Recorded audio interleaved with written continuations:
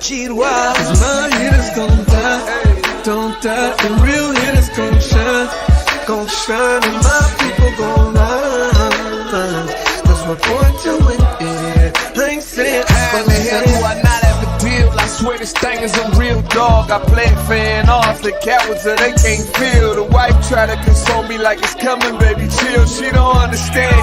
I'm the only one that's real. I remember the 3rd grade. Them kids, they had waves. I had them BDBs. You know that's Zimbabwe grade. So they threw shade till your boy hit the stage. Press play and all the chicks was like, yeah. While boys was moving bricks, I was moving chips. Yeah. If she gave me calculus, gave her a mouthful of it. Heat rose to this thing, boy, I bet on myself. Grand Rising, everyone. Welcome to The Day with Trae.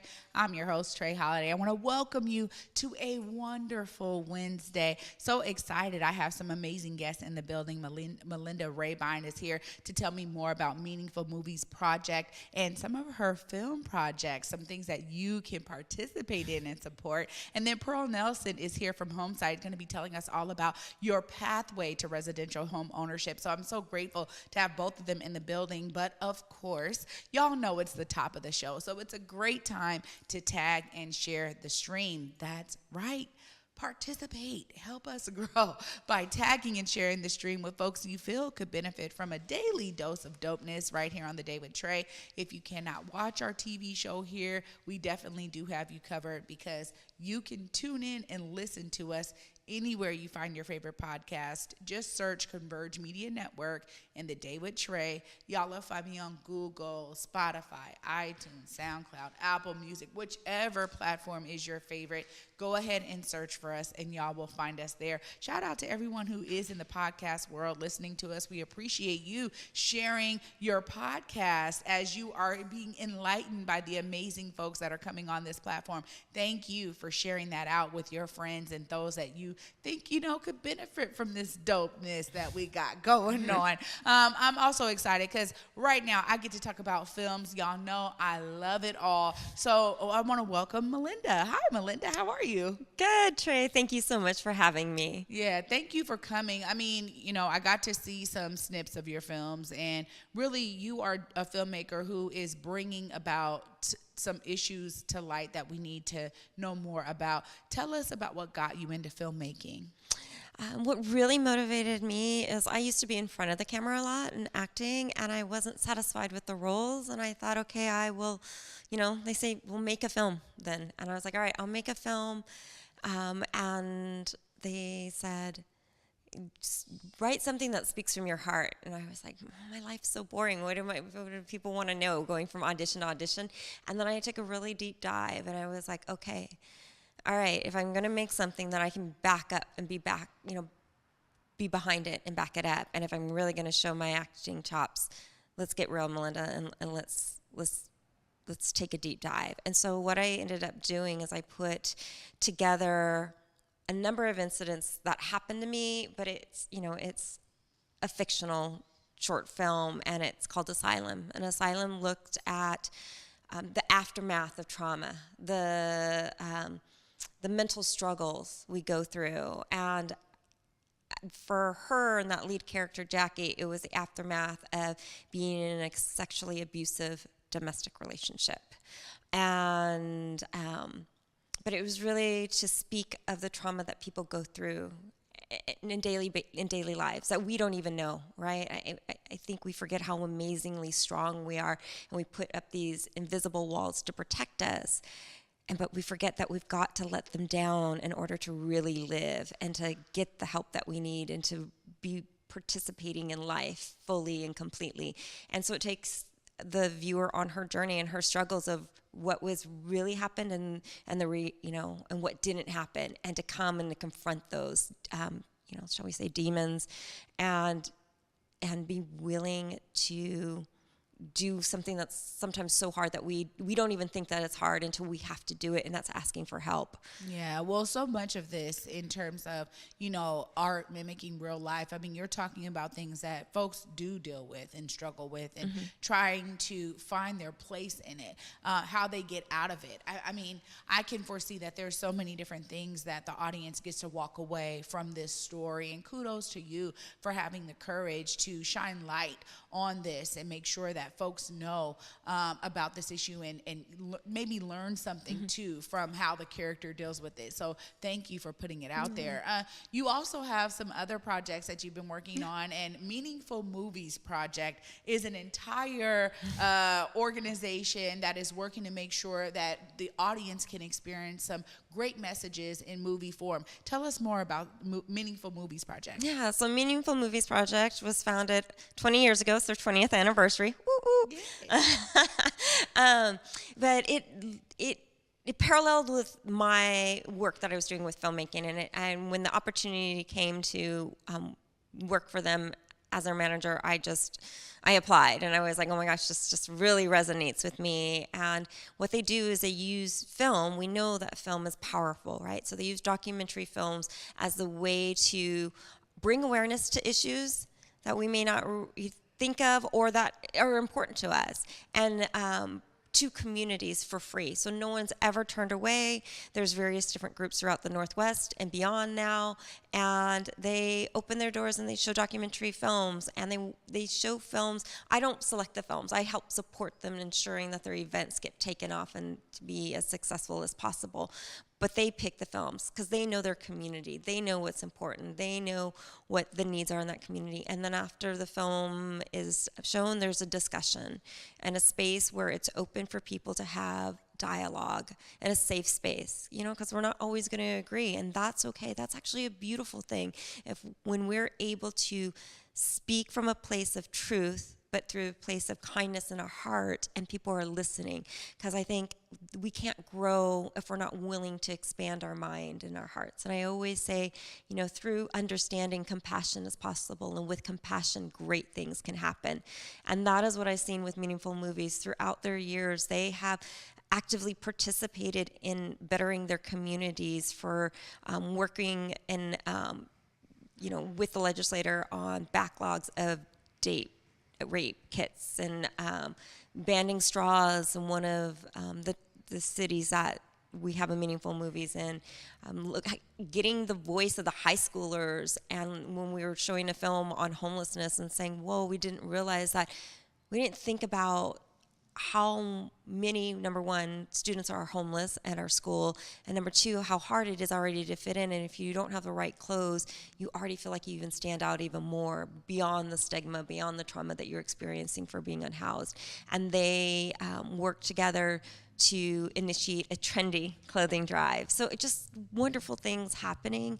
And again, it's free for anybody. They can, find that information online. Go attend a screening. There's screenings online for people if they can't go somewhere. So there's a number of screenings coming up in June, and it's Juneteenth, so we're really honoring and celebrating that and bringing awareness to that. And Pride, Pride Month as well. So, we're always trying to be on top of those important social issues. Yeah, I think that's important in terms of creativity. And, when we understand, again, the intentionality behind so many of these events, there's so much historical basis to be able to be honored and shared, and folks to be educated on through these creative platforms. And so kudos to you for doing this. I mean, I want to talk a bit, before I let you go, about, the organizing body. I mean, the film community here, now this investment in film, understanding the need to really build up our filmmakers here in the Pacific Northwest, and really creating that Seattle market that we know has been very dry for so many different reasons. Right. And essentially it created the market in Vancouver, because people were like, well, we still want somewhat the scenery that Seattle could provide. Right.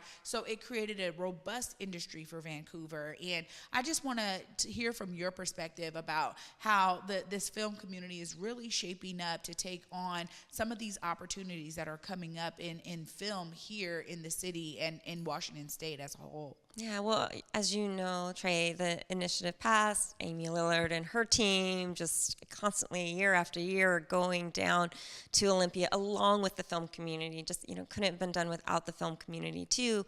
And it shows you that we really want to make a sustainable living here, and it is feasible and it's possible, but we need funding, we need backing, and we're really excited to see what's going to come out of this new opportunity. I've been in other communities, but one of the things that it's so beautiful up here in the Northwest is the collaboration, the willingness to people to take someone in who's like, hey, I used to do sound, but I'm interested in learning more about producing, and bringing that person in. Or, like myself, I was in front of the camera for so many years, and I reached out to my, colleagues and said, hey, I'm interested in doing this film, Asylum, which we just talked about. Would you be willing to be a part of this? And just yes, just constant yeses is what I heard. And, now I'm on my 10th project, in my 10th film. So now to be able to do that with money and a care about equity, diversity and inclusion, because we have a board that's strictly looking at that.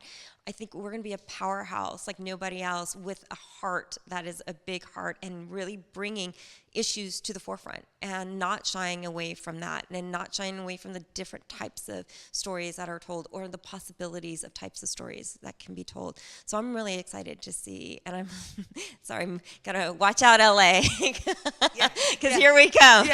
Washington is on the map now. That's right. Melinda, thank you for all that you're pouring into this amazing community to help make it what it is today, and for being here to shine some light on Meaningful Movies Project and your own projects. Kudos to you. 10 films, that's a feat, and it's great that you saw that you had an ability to be on the other side of the camera to really help ensure that these stories do get told. So congratulations to you and all the progress you've been able to make.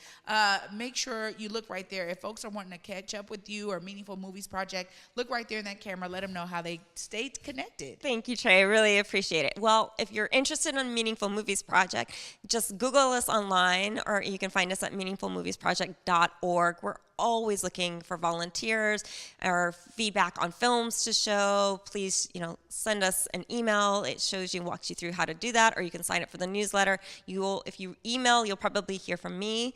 And for information about my film works, and you just Google Melinda Raebyne Films. So Raebyne is Raebyne. And I just want to thank Trae and her team for having me. Appreciate what you do for community.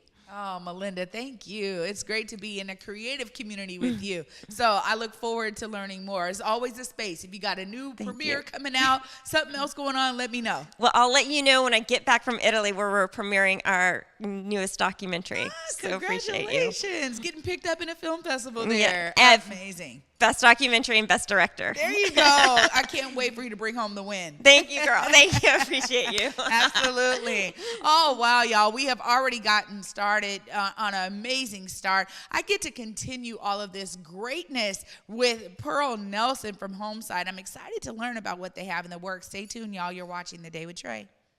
Big Tobacco thinks they know everything. They think they know you, your community, the places you go, and the way that you spend your time. They think they got you all figured out, down to a formula, a calculation based off of numbers of what they think they know. Show them they're wrong. Learn more at theythinktheyknowyou.org.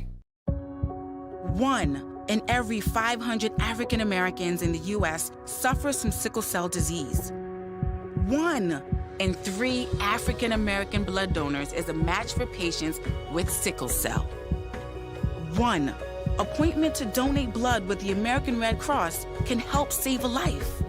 Will you be that one? Visit redcrossblood.org/ourblood today to schedule an appointment at a location near you. Hey, you guys, I'm Jay Martin Jr., the host of the Drive Project podcast, where we talk about passion, purpose, and possibility.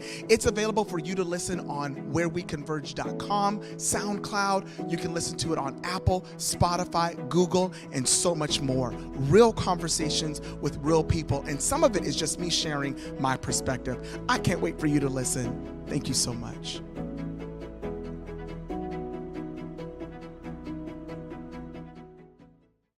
COVID-19 hurt my income, my health, and my family. We were about to lose our home when we heard we might be eligible for homeowner assistance funds from the government. We called 1-877-894-HOME, and a housing counselor stepped in. They talked to our lender and saved our home. Because falling on hard times does not have to mean losing your home. Federal funding details at washingtonhaf.org.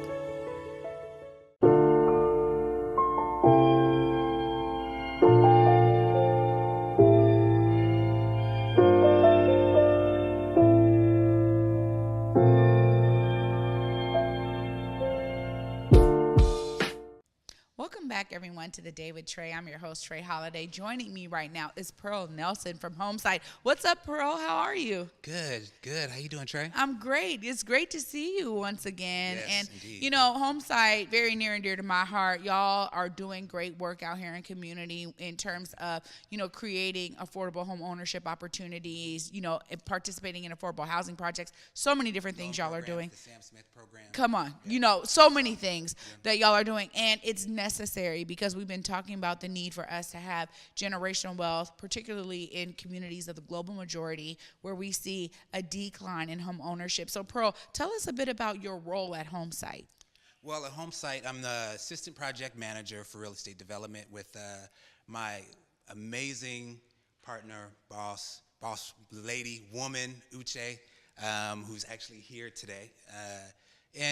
You know, we get to create projects for affordable housing. We get to create projects that are sustainable. We get to create projects that will help the community and keep people in place instead of displaced. Yeah, this is so necessary. You know, when you talk about the multitude of pathways there are, and really there's education that needs to happen and bring community along with us, because when we talk about affordable housing in general, immediately a lot of folks' minds go to affordable rental housing, but there are also pathways to affordable home ownership. I want to learn more about what this new program has that Homesight is doing for residential ownership. Tell us more. Well, OLU is a limited equity co-op, and the co-op model is, we have co-ops here in the Northwest, but the limited equity co-op is a new concept for our area here. They have it in the East Coast, obviously, but here we're trying something new, a pilot, to give people a chance to afford, but it's ownership. So you own not only by owning a share, but buying in, you own your share, but you own your unit, but you also own the whole building as a collective. You know, and people do it. They have co-ops in Queen Anne, they have co-ops in Capitol Hill, but this one is on Othello and Martin Luther King, and the way we do it is by limiting the equity. You know, normally if you buy a single family home, the equity grows 3 to 8% typically per year.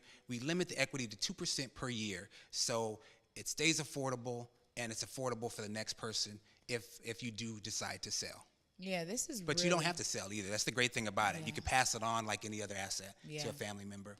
And that's some of the stuff where the education comes in, because when we're talking about new models of ownership, that means that we need to be also ensuring that community understands what that model means, what it looks like for them if they were to become one of the owners here. But I love this. I mean, studying urban studies, there was no such thing as human-centric design when I was in school back in the day. But yet I was able to understand some of the models on the East Coast of things just like this: co-ops, limited ownerships. You have all types of different community land ways. Trust, one of my favorite models, exactly. Out there. You know, there's organizations that are here in the Northwest that are doing the work. Homesight happens to be one of them, and I'm so grateful to be a part of Homesight.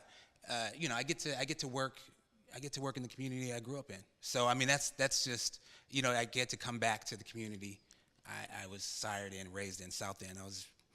I'm a Skyway Rainier Beach baby. So like to be back, to be able to work right there it's amazing. Well, I'm so glad that you are and that you're bringing your brilliance to Homesight.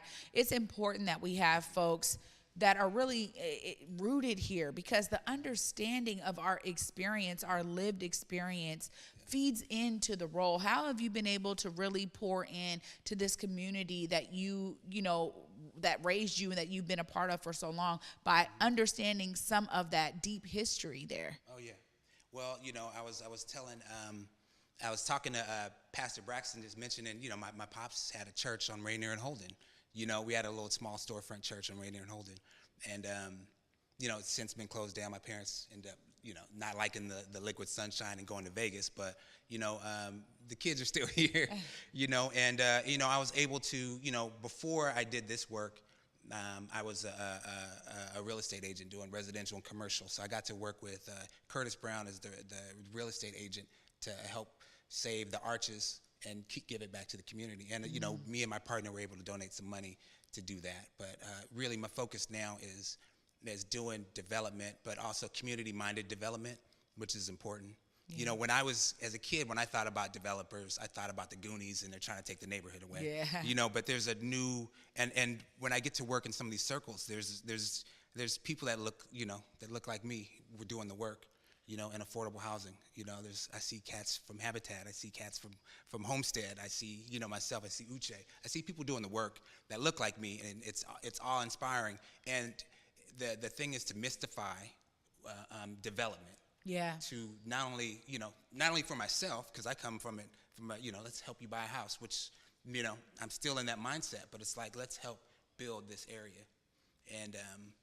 And I see other people doing the work, and I'm just fortunate I have a great teacher, you know, because we're always learning. I'm still learning, you know. I'm still learning this work, so I'm just demystifying it for myself. And hopefully through this event we have June 24th, Saturday, at the New Holly Gathering Space from 11 to 1. You know, you get to talk to Uche, who's the developer of this project, who came up with this amazing concept and brought it here. You get to talk to Marpak, who's a you know, POC, you know, general contractor and builder, who we get to, you know, grab from the community and take other people to build the project. We also have the architect, who's also POC. You know, this is a project where the work has been put in. Now we just gotta get people to know about it and prepared. Sorry, my bad. To know about it and be prepared. You know, you have to be prepared to do this. So, you know, 2 years of W-2s. You know, be at your job, do your taxes, have a credit score of 620. You know, and then you could start thinking, you know, this is doable. I've been at my job for 5 years, or, you know, I've been at my job for 2 years. I make between this much. And for this particular project, it's 80% area median income. So if a single person making 70 and below can be a part of this project. Well, I want to say here, Pearl, that this is an amazing, I'm just so glad to hear this, because, you know, working at Africatown Community Land Trust for a couple of years, I really dove into the multitude of different models of ownership. And I also love the land trust model, but people have that question about, but wait a minute, what am I getting any equity at all? So I love that we're getting that information up front. You know, if folks come to this event, they're going to learn more about some of those parameters that they would need to meet, because I know that the interest is abounding. Trust, I mean, I understand. It's like folks, between 6.5, 6.7 right now. Yeah. Oh, between 6.5 and 6.7, and who knows where it's going to grow. But this way, with this model, you can lock in your rate. Yeah. You know, lock in how much you're going to pay. You know, that's you know, you're locked in. And ownership is key to really establishing generational wealth. So, Pearl, thank you so much. Tell us again how we get to this event, how they connect to Homesight. Look right there. Let everyone know. All right. So June 24th from 11 to 4 p.m., the New Holly Gathering Hall, we're going to be having an event. You get to talk to the architect. You get to talk to the developer, the general contractor. We get to sit down together. We get to break bread, so there's going to be food provided, childcare provided, and you get to talk. We get to ask questions. We get to commune. It's basically what I said is it's a presentation and conversation, a community presentation and conversation, your pathway to residential ownership. So there it is. Yeah. Pearl Nelson, thank you for so the much, great work ladies. over there. Yeah. And thank you for being here. Anytime y'all have an update, Uche, you want to come back, we'll make it happen. Love to stay connected to this project and see it unfold and create opportunities for those who are looking for affordable home ownership and ownership in general to be a part of their community. Thanks so much for what you're doing. Thank you so much. I appreciate you. Absolutely. Wow, y'all. I get to wrap up all of this right after this short break. Stay tuned. You're watching The Day with Trae. Prosperity in Black America. What will this require? Is Black business prospering? Are we reaching women and minority-owned businesses? How do we achieve earning parity for wealth for our families? Do our children really have access to education? Will our families have choices for our children? Prison pipelines, mass incarceration, tearing our families apart. A healthcare system not accessible to the masses. The disproportionate termination of Black women from corporate America. When will we actually begin to address what's really at play? How do Black people gain more power to help make these changes? This requires a lot of political will and courage. I'm that provocateur of change. I am Cindy Bright. Welcome to Heartbeat. Big Tobacco thinks they know everything. They think they know you, your community, the places you go, and the way that you spend your time. They think they got you all figured out, down to a formula, a calculation based off of numbers of what they think they know. Show them they're wrong. Learn more at theythinktheyknowyou.org. The new COVID-19 updated booster provides the best protection available right now. So don't wait. Stay safe this summer and get your updated booster today. To find a free vaccine provider near you, go to kingcounty.gov/vaccine. 1 in every 500 African Americans in the U.S. suffers from sickle cell disease. 1 in 3 African American blood donors is a match for patients with sickle cell. 1 appointment to donate blood with the American Red Cross can help save a life. Will you be that one? Visit redcrossblood.org/ourblood today to schedule an appointment at a location near you.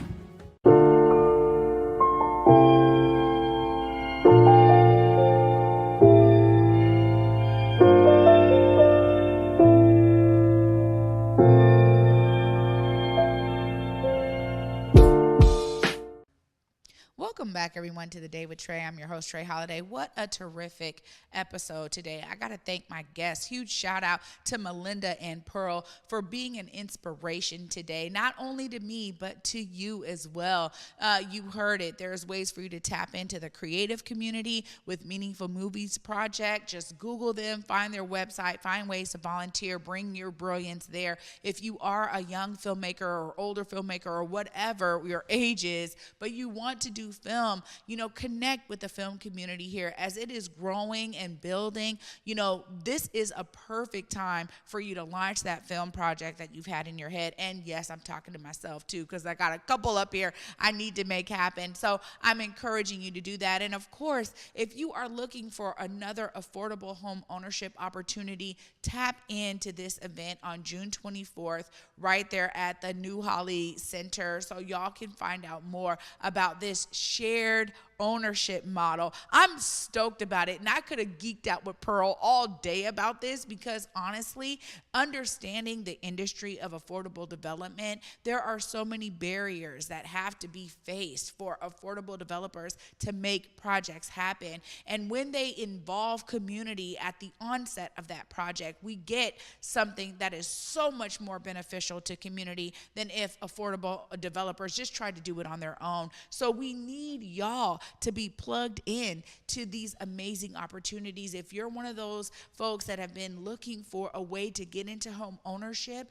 I encourage you to go check out this amazing event, because we know we need it in our community. And these are staple ways and sustainable ways to disrupt gentrification and bring us back to our communities that raised us. So if you are someone, I know thousands of people, they used to hit me up all the time. So if you know of someone who's looking for affordable home ownership opportunities, please share this knowledge with them. And y'all know I'm inspired by them. I want you to be inspired. You know, Pearl and Melinda have both showcased here today some of the ways that they see themselves as a part of the solution. Take that note in and find your way to also be a part of the solution like they are.